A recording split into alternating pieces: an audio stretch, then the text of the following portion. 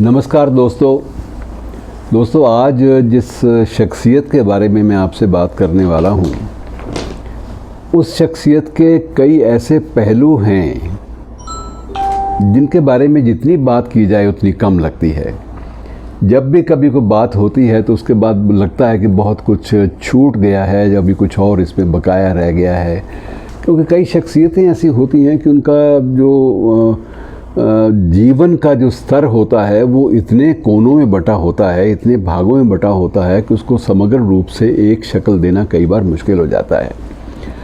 मित्रों, आज जिस लाहौर की चर्चा हम लोग कभी पाकिस्तान के संदर्भ में करते हैं, कभी समग्र रूप से जिस लाहौर नहीं देखा वो जमिया ही नहीं, इस कहावत के माध्यम से करते हैं, उस लाहौर के बारे में अब अंग्रेज़ों ने भी, इतिहासकारों ने माना, दूसरे इतिहासकारों ने भी माना और पाकिस्तान के लोगों ने तो स्वीकार भी किया कि ये बंदा, इसे फादर ऑफ मॉडर्न लाहौर ना कहा जाए तो और कोई चारा नहीं। हमारे पास कोई और शख्सियत ऐसी नहीं है जिसे हम फादर की संज्ञा दे सकें। तो आधुनिक जो लाहौर है वो पूरा का पूरा कृतज्ञ है इस आदमी के प्रति कि इस आदमी ने इतना कुछ दे दिया उस शहर को कि शहर का हुलिया ही बदल के रख दिया। शहर दो हिस्सों में बटा है, एक परंपरागत रूप से जिसमें अनारकली की मज़ार भी है, अनारकली बाज़ार भी है और बहुत सारी चीज़ें हैं, कुछ पुरानी रंजीत सिंह का महल है, सारी चीज़ें हैं। लेकिन जो मॉडर्न लाहौर है, आधुनिक, वो पूरा का पूरा इस आदमी के नाम से जुड़ा हुआ है। आप अंदाज़ा लगाइए कि लाहौर का जो म्यूज़ियम है, सबसे बड़ी चीज़ किसी शहर की होती है उसका संग्रहालय, म्यूज़ियम। किसने बनाया? सर गंगाराम ने। जनरल पोस्ट ऑफिस जो वहाँ का है वो अब तक उसका विकल्प नहीं मिल पाया, उसको और मॉडर्नाइज़ किया ही नहीं जा सकता। वो किसने बनाया? सर गंगाराम ने। और एटकिंसन कॉलेज, वहाँ का सबसे जो प्रसिद्ध जो संस्थान है, वो किसने बनाया? सर गंगाराम ने। मेयो कॉलेज ऑफ आर्ट्स, उसकी एक एक चीज़ में कला का पक्ष जो है वो उजागर होता है, किसने बनाया? सर गंगाराम ने। गंगाराम हॉस्पिटल लाहौर का पूरा निर्माण इस शख्स ने किया। और एक गंगाराम के नाम से वहाँ लाहौर में हाई स्कूल भी है और वो सर गंगाराम हाई स्कूल ही कहलाता है। तो अब भी उसका नाम वही का वही है, सरकारी दस्तावेज़ों में भी वही है और लोकप्रियता के ढंग से, और उसका नाम बदला नहीं जा सका अब तक। इसी प्रकार से बहुत सारी चीज़ें हैं। वहाँ का जो मॉडल टाउन है, जो हालांकि मॉडल टाउन हमेशा ये माना जाता है कि वो अद्यतन, वो उस काल का नहीं होना चाहिए जिस काल में सर गंगाराम हुए थे, लेकिन मॉडल टाउन जो उसने नक्शा बना दिया, जो निर्माण उसकी देख रेख में हुआ उसके मुताबिक ही बना और उसके बाद उसमें कोई तब्दीली लाई नहीं जा सकी।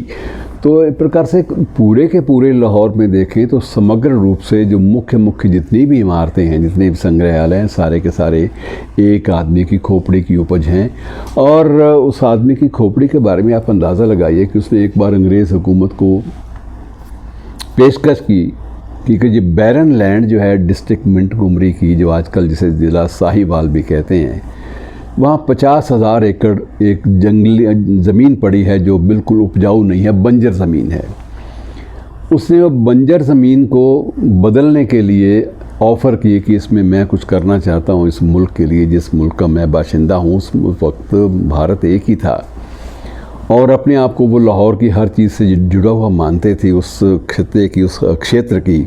वो मानते थे कि ये सारा का सारा क्षेत्र जो है इसका कहीं ना कहीं मेरे ऊपर कर्ज है। कहीं भी कहते भी थे कि जिस ज़मीन में पैदा हुआ हूँ वो उस ज़मीन का कर्जा है, वो उतरेगा तब जबकि ज़्यादा से ज़्यादा काम मैं कर सकूँ।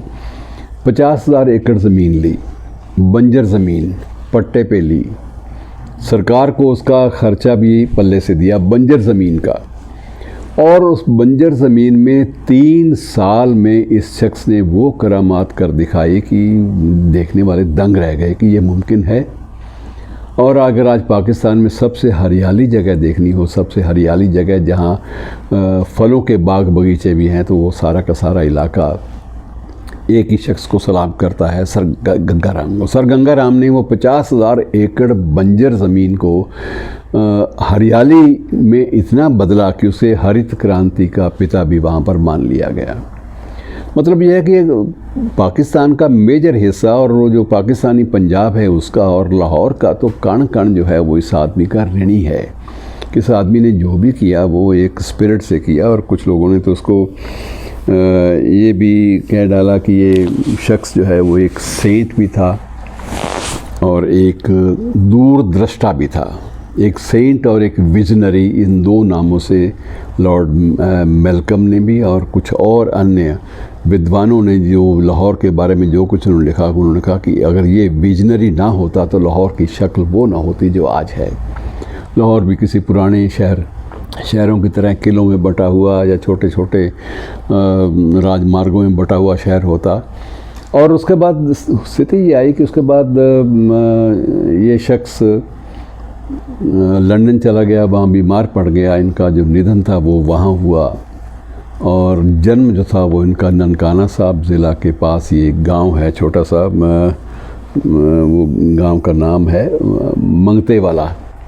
तो मंगते वाला गांव में इनका जन्म हुआ था और इनकी जो अस्थियां थी, बाद में इनकी एक आखिरी इच्छा थी कि मेरी अस्थियों का कुछ भाग तो गंगा में विसर्जित कर दिया जाए और जो शेष भाग है वो किसी भी मेरे जो ट्रस्ट के जो संस्थान हैं वहीं पर उसको रख दिया जाए, उसको वहाँ बिखेर दिया जाए। लेकिन सम्मान के स्वरूप ये हुआ कि वहाँ बाकायदा इसके प्रशंसकों ने और जिन संस्थाओं का इसने निर्माण किया था उन संस्थाओं के प्रबंधकों ने सर गंगाराम की एक समाधि बनाई रावी नदी के किनारे। एक उसका स्टैचू शहर में बुत लगवाया। रावी नदी के किनारे कभी आप लाहौर गए तो शायद ना हो इस पीढ़ी के लोग, लेकिन यह है कि अगर लाहौर का आप इतिहास देखेंगे तो वहाँ रावी नदी, उस वक्त रावी नदी का पूरा प्रभुत्व था शहर के बीच में से। लाहौर एक्चुअली रावी नदी के ऊपर बसा हुआ था और रावी नदी के जहाँ किनारे थे उनके साथ एक टकसाली गेट है लाहौर का, तो टकसाली गेट में आज भी सर गंगाराम की समाधि बनी। और मित्रों, इस बंदे ने वहाँ की ज़िंदगी को किस हद तक प्रभावित किया था इसका जिक्र मंटो ने किया है। मंटो की एक कहानी टोबा टेक सिंह का प्रसिद्ध है, आपको याद ही है। और एक अन्य जो कहानी है उसमें, कहानी का नाम मुझे शायद मैं भूल रहा हूँ, तो उसमें ये विशेष रूप से था कि जब दंगे लाहौर में फैले तो दंगों के दौरान कुछ लोगों ने जो इसका बुत लगा हुआ था, प्रतिमा सर गंगाराम की, एक हिंदू की प्रतिमा है इसलिए उन्होंने तोड़ फोड़ प्रतिमा के साथ शुरू कर दी। पुलिस आई, पुलिस ने फायरिंग की, बहुत सारे बंदे सैकड़ों की तादाद में ज़ख्मी हुए। और जब इतने तादाद में लोग ज़ख्मी हुए तो वहाँ सभी लोग आवाज़ दे रहे थे, जो ज़ख्मी हैं सबको सर गंगाराम हॉस्पिटल ले चलो, सर गंगाराम हॉस्पिटल ले चलो। मतलब ये है किसी भी बंदे के जहन से सर गंगाराम उतर नहीं पाया। एक किसी इंसान का किसी भी शहरियत में, किसी भी संस्कृति में, किसी भी कल्चर में इतना गहरा योगदान हो सकता है, ये अगर कुछ पता करना हो तो सर गंगाराम के माध्यम से ही पता करना पड़ता है। तो मित्रों, आज इनकी पुण्यतिथि है। 1927 में सर गंगाराम ने विदा ली थी इस दुनिया से, तब वे लंदन में थे और वहीं पर इनकी इच्छा यही थी, अंतिम इच्छा, कि मेरा दाह संस्कार, मेरी शव को वहाँ इतना ले जाओगे तो बहुत लंबा काम पड़ेगा, क्योंकि उन दिनों में समुद्री जहाज़ थे, विमान भी थे, तो वो विशेष रूप से सरकारी सेवाओं के लिए थे।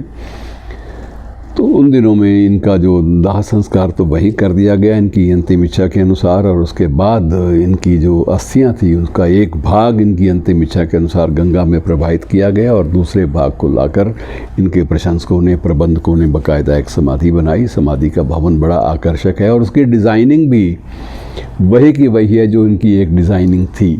हालांकि उन्होंने अपनी समाधि के लिए वो डिज़ाइन नहीं किया था, लेकिन उन्हीं के द्वारा, उन्हीं के पुराने डिज़ाइनों के आधार पर ही वो समाधि का रूप रचा गया। ऐसी महान शख्सियत को याद करना मित्रों अच्छा लगता है कि इतनी प्रतिभाशाली लोग भी हुए हैं जिनकी देन को ना ये देश भूल सकता है। दिल्ली में भी अब चले जाइए, सर गंगाराम हॉस्पिटल एक ट्रस्ट बना दिया। सर ट्रस्ट के माध्यम से लगातार संस्थाएं बनती रहीं और लाहौर का सर गंगाराम हॉस्पिटल, दिल्ली का सर गंगाराम हॉस्पिटल और बहुत सारी संस्थाएं। ऐसी शख्सियत को नमन करना आज के दिन ज़रूरी होता है और ये लगता है कि इंसान अगर स्वप्न दृष्टा हो, दूरदृष्टा हो तो बहुत कुछ कर सकता है। शुक्रिया।